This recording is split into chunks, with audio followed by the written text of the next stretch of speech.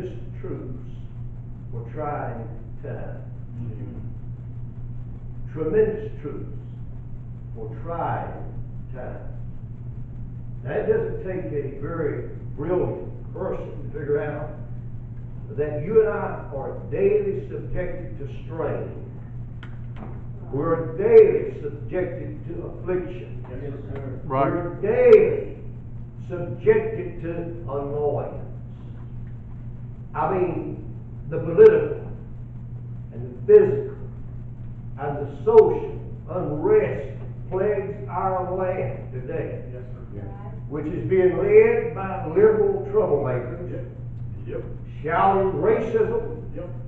discrimination, while being guilty themselves of mass discrimination. I mean, it's enough to strain the strength of the best of saints. Right. I don't care how strong you are, it's enough to strain Yep. your strength.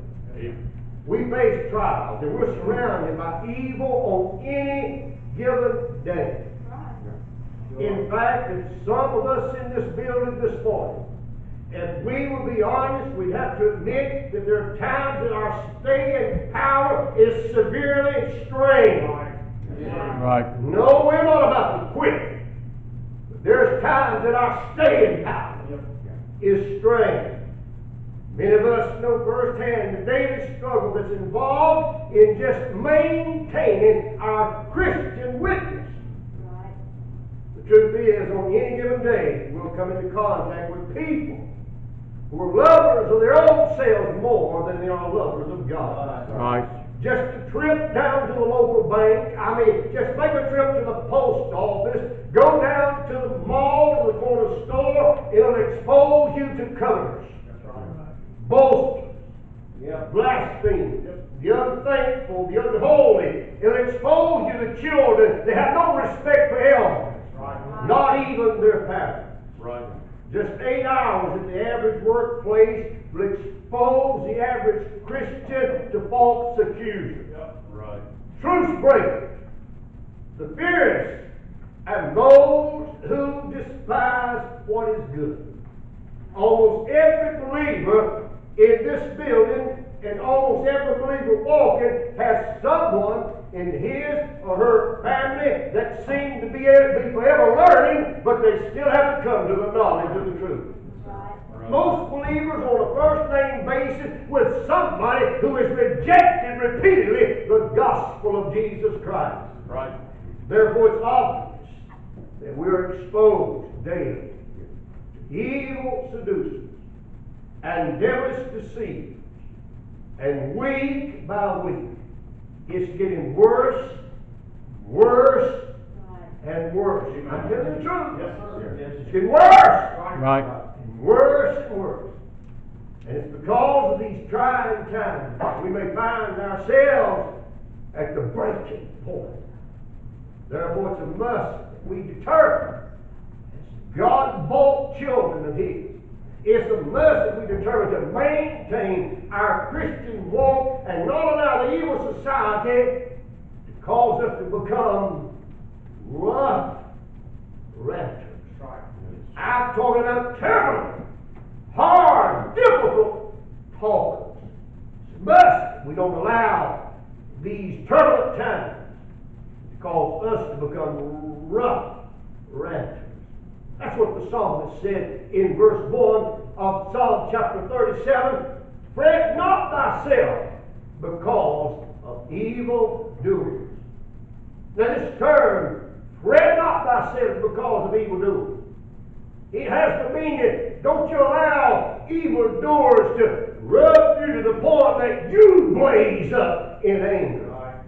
Don't allow wrongdoers to irritate you to the point that you become wild and uncontrollable, cursing and scolding society because of their ignorance.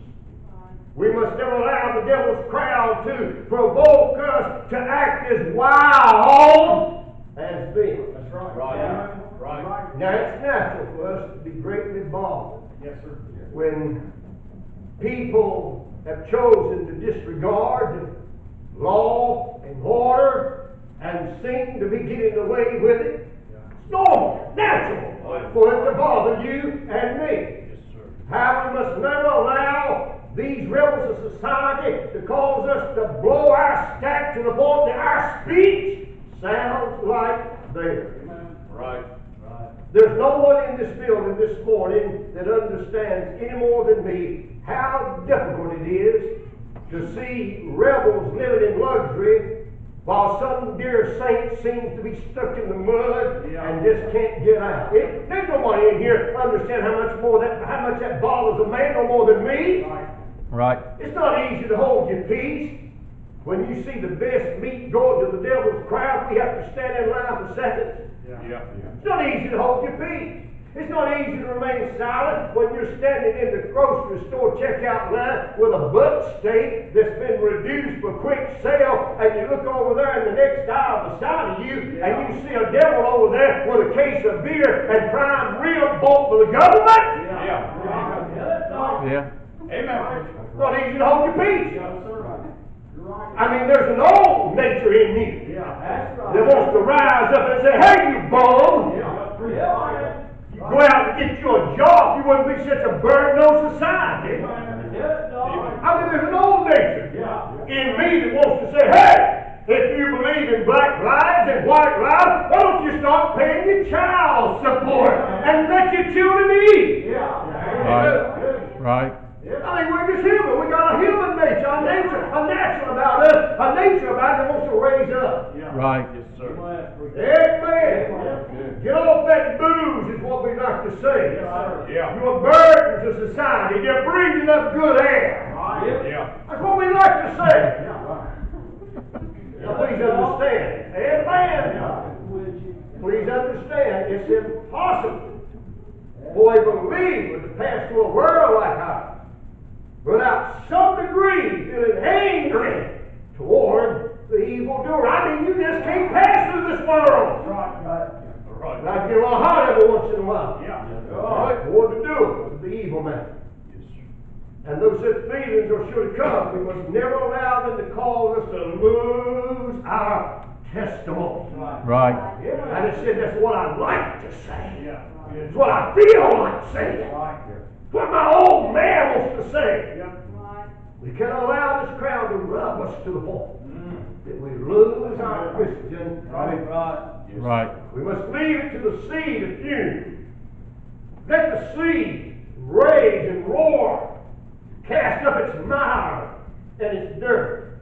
Leave it to the caged bird to beat itself against the bars, making this incarceration all the more difficult. For we have a heavenly Father.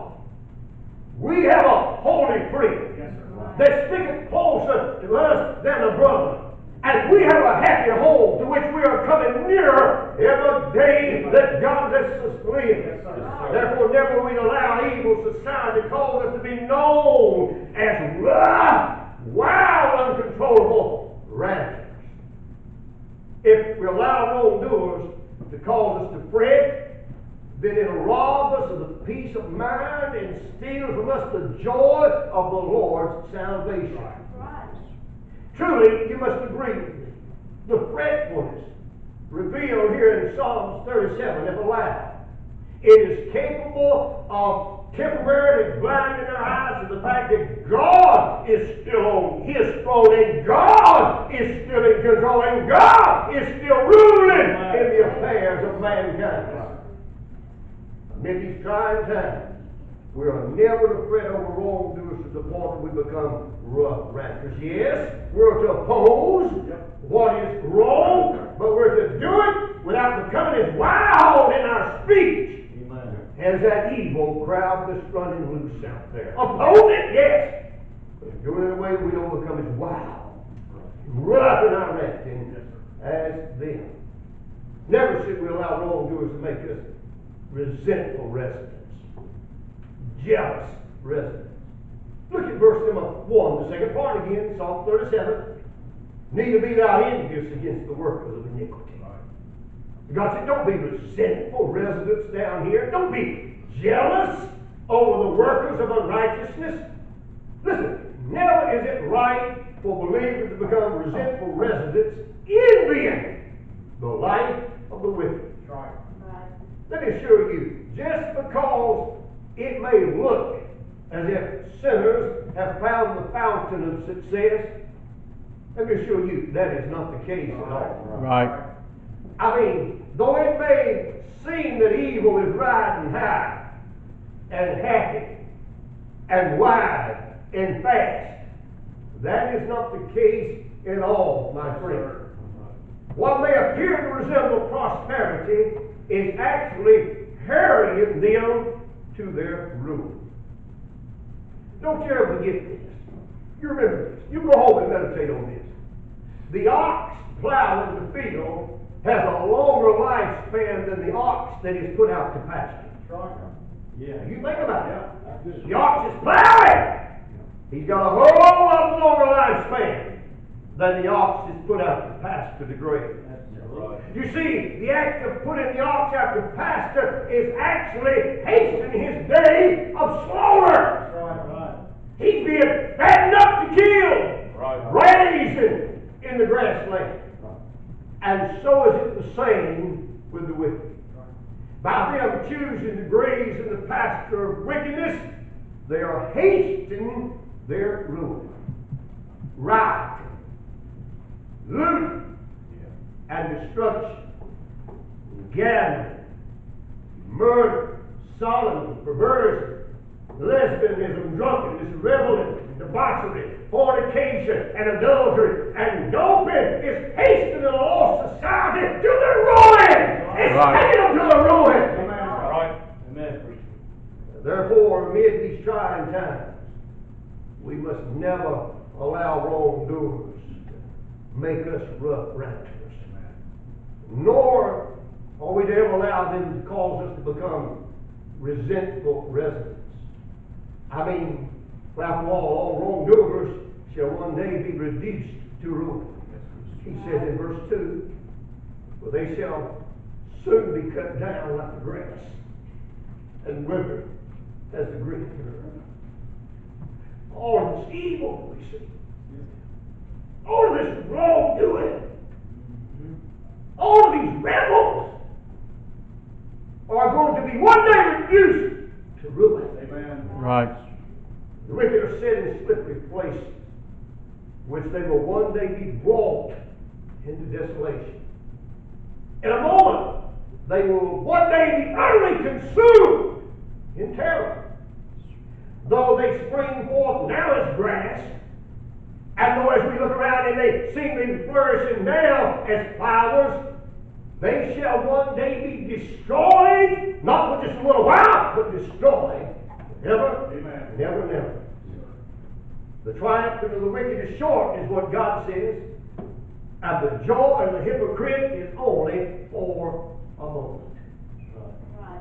Though it may seem that their excellency is as high as the heavens, and though it may look to some like their heads are now in the clouds, they shall one day perish forever like their own dung.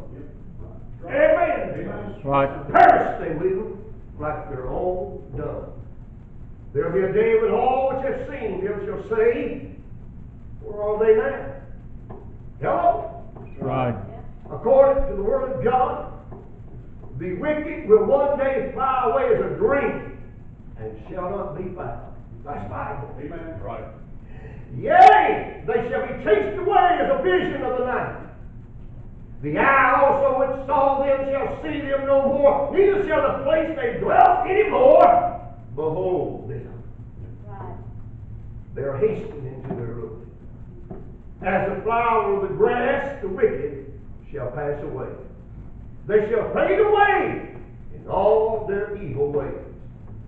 There is coming a day when the wicked shall not be able to speak, or hope anything good.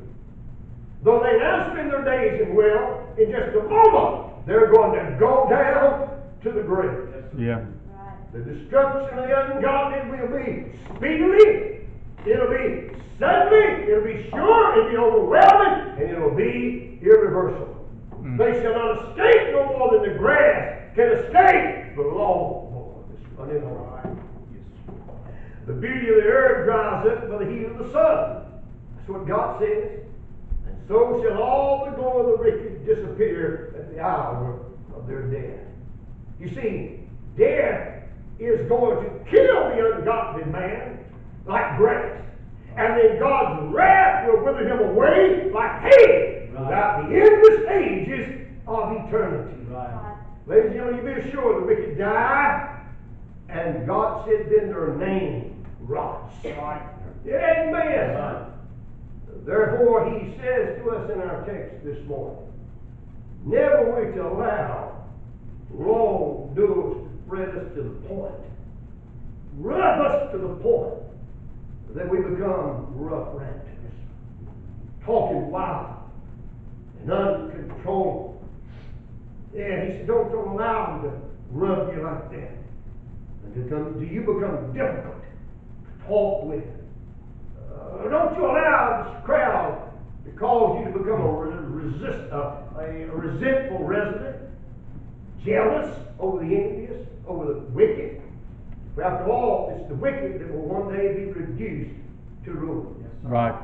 Now listen to me, my dear brother, and my dear sister, you listen to me. In due time, God will deal with all wrongdoers. Yes, sir. In due season, He will deal with all wrongdoers. Therefore, in the midst of these trying times, we must remain respectful and righteous. He says it in verse 3. Trust in the Lord and do good. Right. Right. God, what do you want us to do in the midst of all this calamity? God, what do you want us to do in the midst of these trying times? God said, I just want you to remain respectful and righteous. I want you to be firm, and I want you to be fair. I want you to remain respectful and righteous. I want you to trust in me, and I want you to keep doing good. Right. I mean, in these trying times, we got to trust in the name of the Lord. Right. I'm telling you, we got to stay upon God Almighty. I mean, after all, He's the one who promised to keep us in perfect peace if we'll keep our mind stayed on Him. Right. The old prophet Isaiah said it in Isaiah 26, verse number 3. Thou wilt keep him in perfect peace, in whose mind is stayed on thee, because he trusteth in thee. Amen. Right. Right. I woke up this morning, and I had to ask God to forgive me, because my mind should have been on Him this morning. Yes, sir. Instead of something insignificant crossed my mind. Yeah. God said there's perfect peace, whose mind stayed upon me. We must trust in the Lord, for it's only in Him we have everlasting strength. Can't find everlasting strength in anyone else than God Almighty. Amen. When we're greatly distressed because of the times we face, we got to get somewhere along with God and encourage ourselves in Him. Right. When we find ourselves in a battle, we must cry out to God, because it's God Almighty that had promised to hear all that had put their trust in Him. The Bible still says the eyes of the Lord are upon the righteous, and His ears open to their prayers. Amen. The Old Testament says, open to their cries. It's God who said, I'm watching you because you belong to me. I'm listening to you because you are mine. When we don't know what to do, we must make sure our eyes are on Him. We must embrace the words of the old patriarch, Job.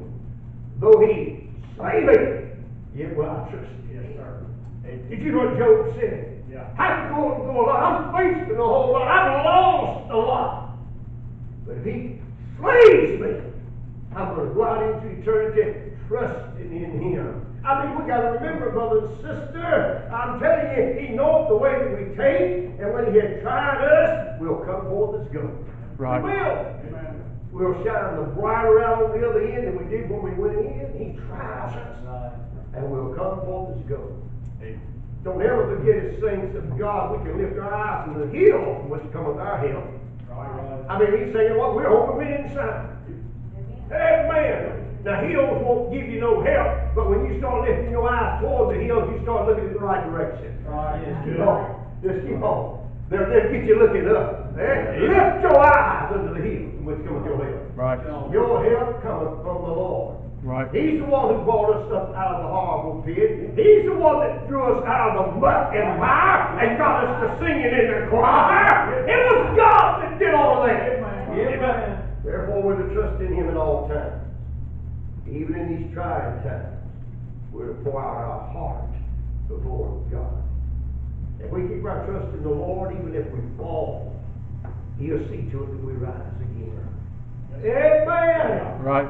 When you fall, preacher, well, if I do, He'll see to it as long as I keep my trust in Him, that I'll rise again. Right. Amen. Trust in the Lord, and when you find yourself in a dark situation, you watch and see if He don't show up and be light in that darkness.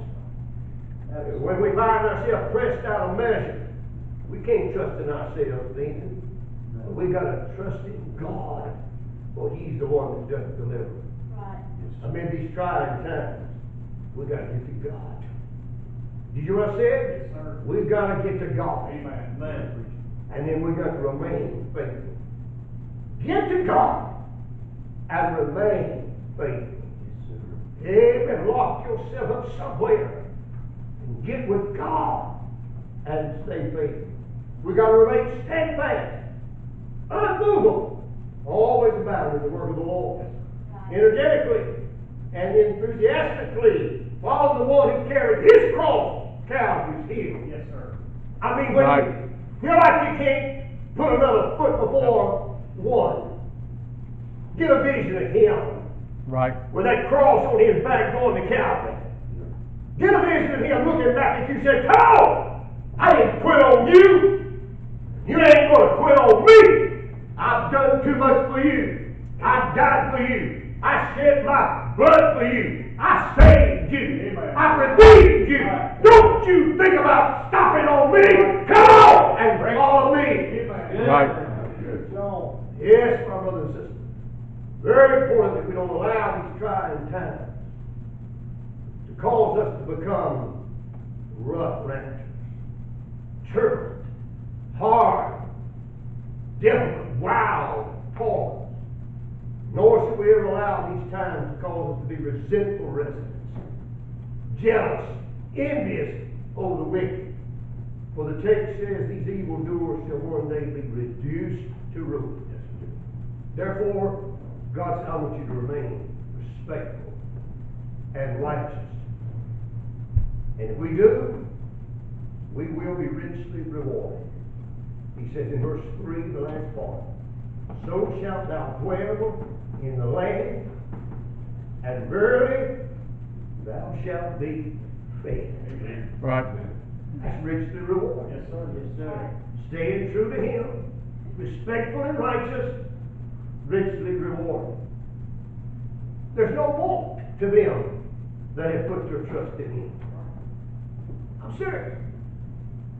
Once the Lord is made our shepherd, we shall not want. That's what David said. Yes, sir. He said, I've been young, been old, but I've never seen the righteous forsaken or the seed begging bread. Right. David said, listen, I've been young and I'm old now, but I've never seen a saved man living right. I've never seen a man to give his heart to God and doing what he's supposed to do for God. I ain't never seen him have to beg the devil's crowd for anything. Amen. Right. It's the truth. Yep. God knoweth that His people have need of clothing, protection, and food. He knoweth that. Therefore, He'll see to it that we are protected. God will see to it that we're fed. He'll see to it that we've got some clothes to wear. Right. He that spared not His own Son, but delivered Him up for us all, how shall He not with Him also freely give us all things? Right. He had said, surely He'll supply all our need according to His riches and glory by Christ Jesus. That's just Bible, ladies and gentlemen. And I'm just big enough to believe it. Amen. Amen. Though the young lions do lack, and though they do suffer hunger, they that seek the Lord shall not want any good thing. Amen. That's Bible. Right. God said, seek me. And you'll never lack in any good thing. Jesus said if God's people, I touched a little bit on this on Wednesday night, Jesus said if God's people will just seek first the kingdom of God and His righteousness, every material blessing shall be added unto them. Right. Reason why some people have such a hard time today is they ain't got the priorities in order. Yes, sir. Right. Right. That's right. God is everywhere except where He's supposed to be in their life. Number one. Amen. Right. Amen. All who remain respectful and righteous in these trying times shall be richly rewarded. Look at verse 4, Psalm 37. God says, He will satisfy our longings. Delight thyself also in the Lord, and He shall give thee the desires of thine heart. Great. Right. Great. Amen. Somebody says, well, God won't give you desires, He give you needs. Well, it tells me here, if I delight myself in Him, What it says. because I'll give you some of them desires you got. Yes, sir. Right. You see, when you delight yourself in me, your desires will be lined up with me. That's right. Hey, man, That's good. I like this. I mean, when God is your exceeding joy, I'm talking about when God Almighty, when Jesus is truly your joy, He shall give you the desires of your heart. Right. Right. If your meditation of Him is sweet, He'll give you the desires of your heart. If you always call upon Him, listen, He'll give you the desires of your heart. Yes, sir. Though having not seen Him, if you love Him, He'll give you the desires Amen. of your heart. That's Amen. If you love to sit under His Word with great delight, He'll give you the desires of your heart. Right. If His fruit is sweet to your taste, Amen. He'll give you the desires of your heart. Yes, sir. My brother and sister, if we stay respectful, if we'll just stay righteous in these trying times, God will satisfy our longing. Amen. Let me conclude with saying this. He will also clear up this conclusion. Look at verse 5. Commit thy way unto the Lord, trust also in Him,